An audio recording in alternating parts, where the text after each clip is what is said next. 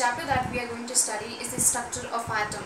In this chapter, firstly we are going to study what was the electromagnetic wave theory, which was given by James Clerk Maxwell in the year 1864.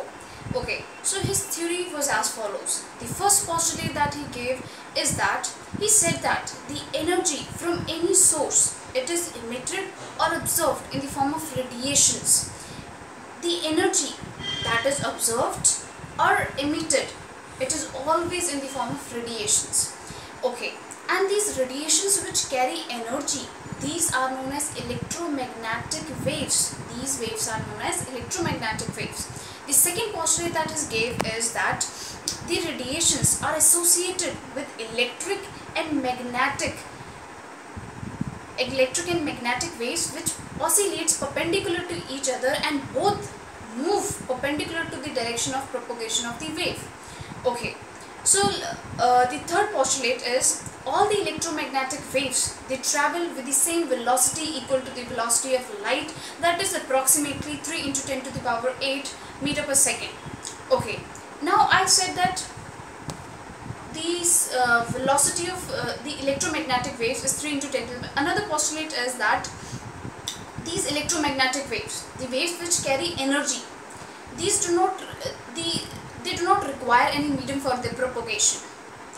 Easy way to understand is the electromagnetic waves from the sun, they reaches earth and with no vacuum, I can say no medium. So this could be this could be thought for understanding the last postulate, that is the electromagnetic waves, they do not require any medium for their propagation.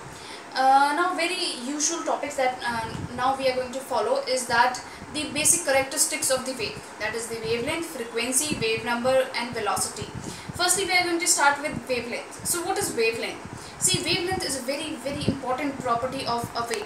Why? Because this wavelength of a wave determines the color of the wave. The color of the wave. Okay, so what is wavelength? Okay, wavelength is the maximum distance between two adjacent crest, or if we talk in terms of troughs, so it is the distance between two adjacent troughs. Okay, so this is the wavelength.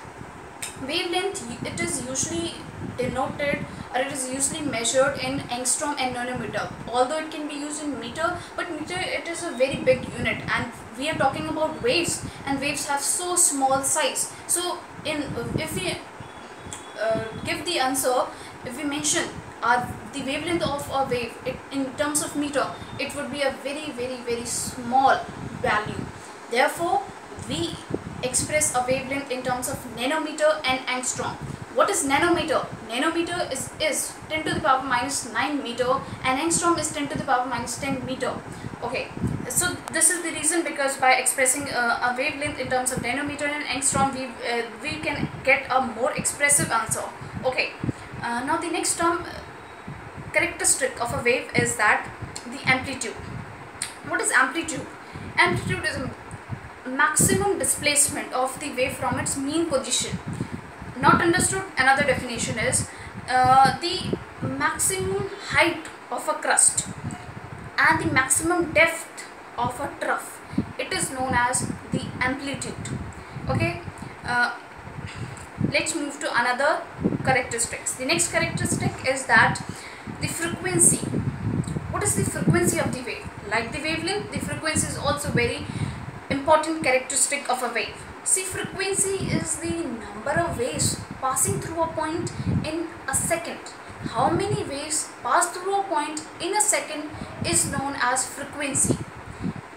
And it is very known thing that frequency is inversely proportional to wavelength. Frequency is inversely proportional to wavelength, and if we remove the proportionality sign, we get a proportionality constant, that is c, and c is the velocity of light in vacuum, and that the magnitude of this is 3 into 10 to the power 8 meter per second, as I mentioned above. Okay, higher the frequency, lower will be the wavelength. Lower the wavelength, higher will be the frequency, and higher the wavelength and smaller with the frequency. This is the reason that why frequency and wavelength are inversely Okay. Next we are going to study the wave number. Wave number is related to wavelength. Wave number is related to wavelength. The expression which relate the wave number to wavelength is wave number is equal to 1 by lambda. And how to, we know that lambda is the wavelength. Now how to represent a wave number?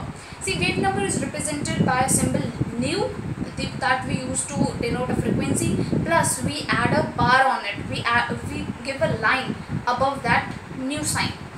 Next is velocity of a wave. Velocity is simple. Velocity of a wave is very simple. In terms of what, in our velocity is different than the velocity of wave. So we, for waves, we consider the velocity of wave in particular. So velocity of wave is the linear distance, the straight distance traveled by a wave in unit time. That is termed as velocity of a wave. Okay. Next we are going to study